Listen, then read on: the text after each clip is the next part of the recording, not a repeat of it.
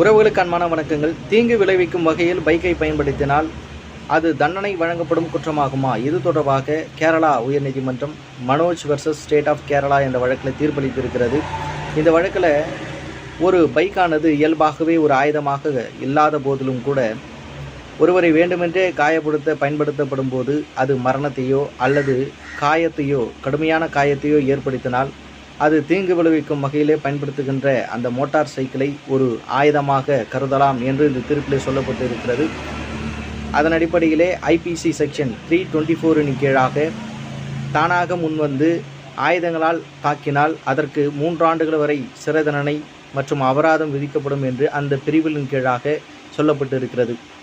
இப்படி தீங்கு விளைவிக்கும் வகையிலே மோட்டார் சைக்கிளை பயன்படுத்தி ஒருவருக்கு ஆபத்தையோ மரணத்தையோ காயத்தையோ ஏற்படுத்தினால் இந்த பிரிவின் கீழாக வழக்கு பதிவு செய்யப்பட்டு அவருக்கு 3 ஆண்டுகள் வரை சிறை தண்டனை மற்றும் அபராதம் அல்லது இரண்டையும் சேர்த்து விதிக்கலாம் என்று இந்த தீர்ப்பிலே சொல்லப்பட்டு இருக்கிறது. இதை பற்றி நீங்கள் தெரிந்து கொள்ளுங்கள். நன்றி.